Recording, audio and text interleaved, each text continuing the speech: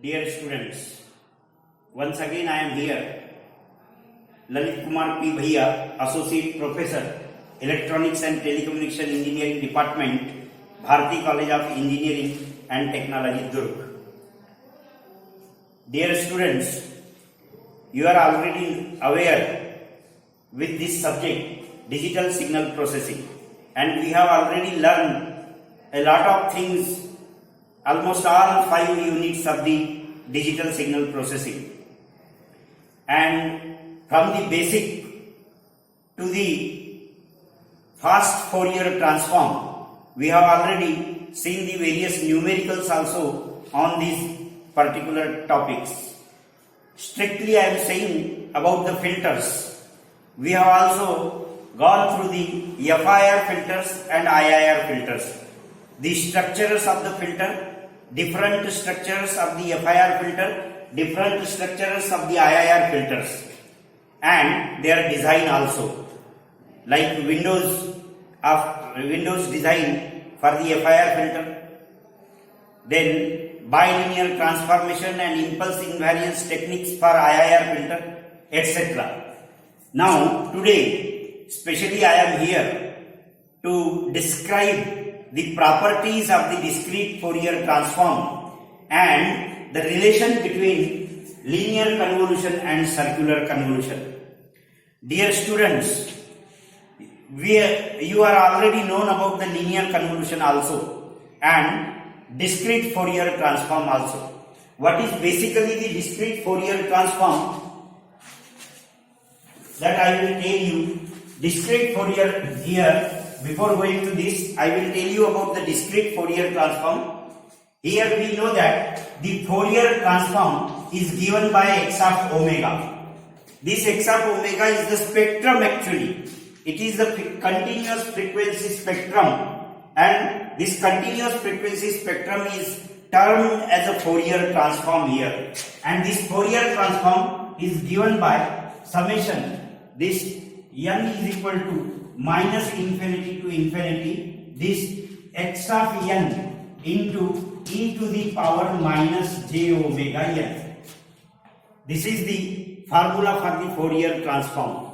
And now this Fourier transform having this frequency omega here, and this omega is the continuous frequency. It is a continuous for a cycle suppose, for a period suppose, and this period is, let us say, 0 to 2 pi. Within this particular cycle, within this particular period, this omega is the continuous.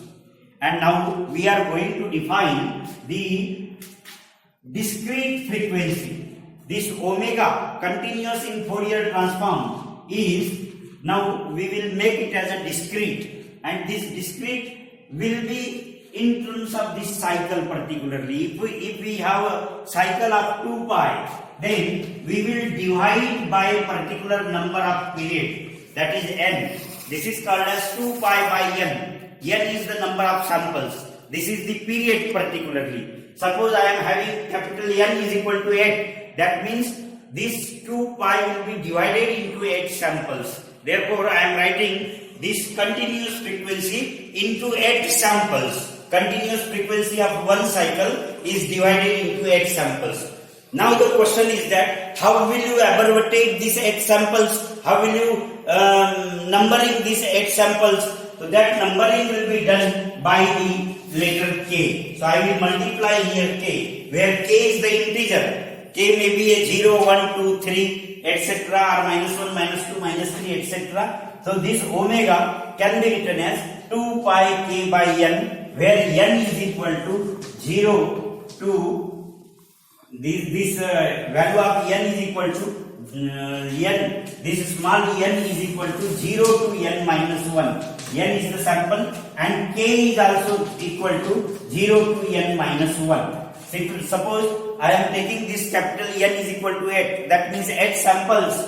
Then this n will be equal to 0 to 7, and this k will also be equal to 0 to 7. That is total number of samples will be 8 including this 0. So here, dear students, this omega will be 2 pi k by n. That means this continuous frequency omega is made equal to discrete frequency.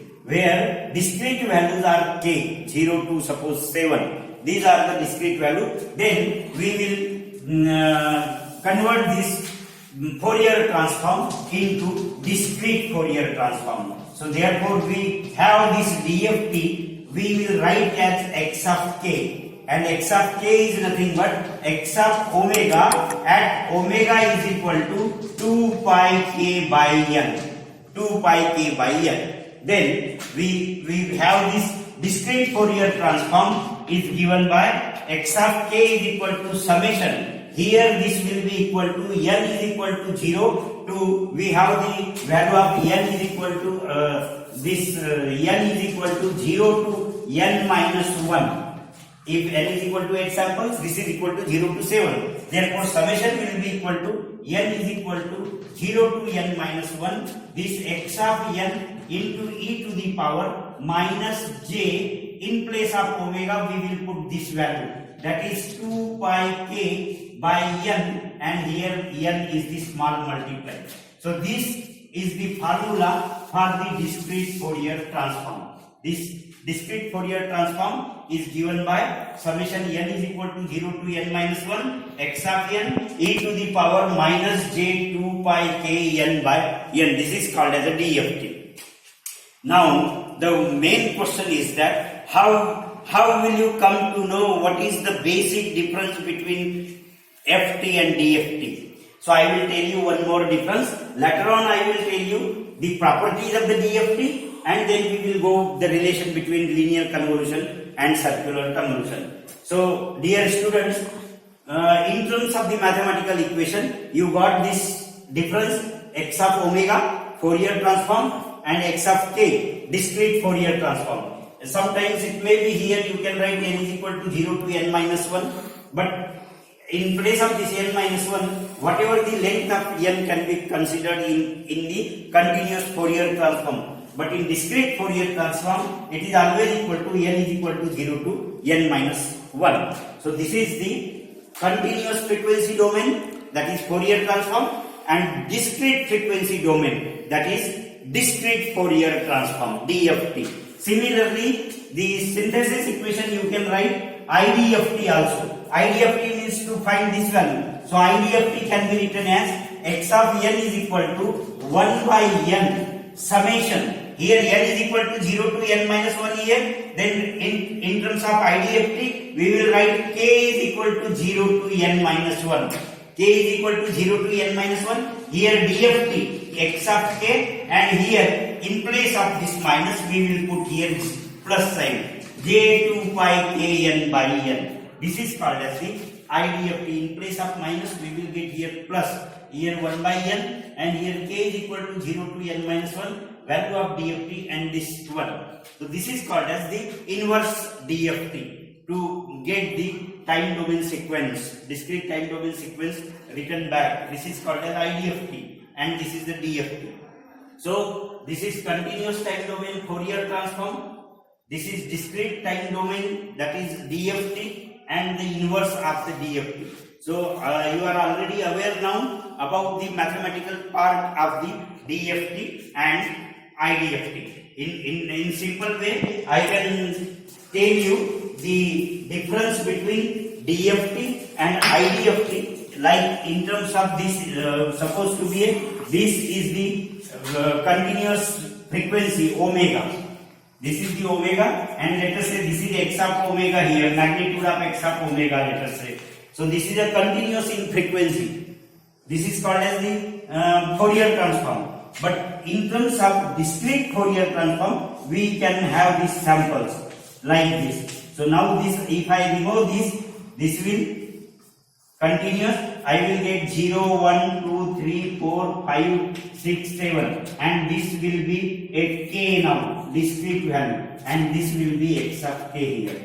So this is x of k, here components are there, x of k, and this is the discrete. So by structure you can represent like this, or you can differentiate between discrete Fourier transform and continuous Fourier transform. One more difference I will tell you here about the discrete Fourier transform and continuous Fourier transform, so you can understand very easily. Suppose I am having the road over here, let us say highway, or on this road, this is the bus here.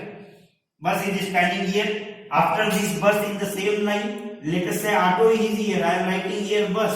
I am writing here auto. I am writing here bicycle. I am writing here motorbike. And here one more truck is there. And again here auto is there, like this. So these are in the same line. All the components are available. Bus, auto, bicycle, motor bicycle, truck, then auto, like this. Now tell me, if you look to this side and if you observe to this side, what is your looking, what is your observation? Tell me please, what is your observation from this side and what is your observation from this side? Yes, anybody please? Yes, please. Then, alright, okay. When you look to this side, you will get only one component here. You will find only bus. No other components you will see. But if you look this side, each component from this side you will obtain here. You can look at the bus, you can look at the auto, you can look at the bicycle, you can look at the truck, like this. So separately you can find from this side, and only one will be in line from this side. So what is DFT and FT here? This is DFT, this is x of omega. This is called as continuous frequency domain. And from this you will find the DFT, that is discrete frequency domain. So if I go through this, I will find separately. That means the separate frequency I obtained here, and here only continuous frequency I am getting here. I cannot identify these other frequencies existing in the same frequency from this side. But all other frequencies can be obtained from this side. So this is the basic difference between discrete time domain and continuous time domain. So this is a very good example while getting this difference between continuous domain, that is Fourier transform, and discrete Fourier transform, right? So you are now already aware about the frequency domain and discrete frequency domain, that is DFT. Okay, now we will go the basic properties of the DFT. First property of the DFT is the property of linearity. Property of linearity. What the property of linearity states that if the two inputs are linearly combined, if there is a linear addition of the two inputs, there will be a linear addition of the DFT also. For example, let us say I am writing here A into x1 of n plus b into x2 of n. This is the linear combination of the two inputs. Then the transformation over A, that means one-to-one relation, the DFT of this can be written as the A1 into x1 of k plus A2 into x2 of k, where this capital X1 and X2, X1 of k and X2 of k are the DFT. So linear combination of the input will produce the linear combination of their DFTs. This is DFT1, this is DFT2. This is called as property of linearity. You can prove this property by separately by taking the DFT of this one, by taking the DFT of this one, add the two DFTs, you will get this type of DFT equation. This is called as a property of linearity. So this is the first property called as a property of linearity. Then another important property is the property of periodicity. Property of periodicity is also important because the DFT is mostly used due to this important property called as the periodicity. And now dear friends, what happens to find the number of DFT components? Number of DFT components means neither these 8 components or 16 components.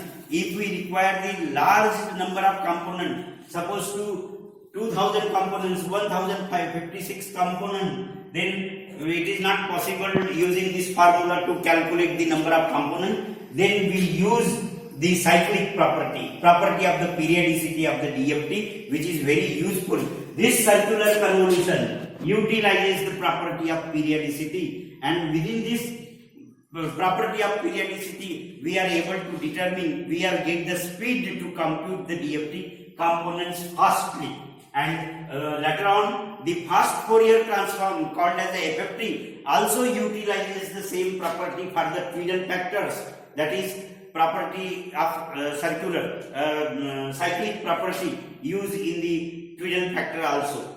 So this property of periodicity states that x of n plus n, x of n plus n means x of n is the input and capital N is the period. Suppose 4, capital N is equal to 4, that means total number of 4 samples are the period of this particular. So what will happen? After every n samples, the output will be same here, that is x of n. X of n plus n is equal to x of n. This is called as the property of the periodicity, and this property is very important in the DFT. This is called as a circular property, cyclic property, property of periodicity, which is used mostly in DFT and circular convolution. So this is the important property. And third one, what I am telling is the property of circular property or circular convolution, you can say. I can write here the circular convolution. What is the circular convolution?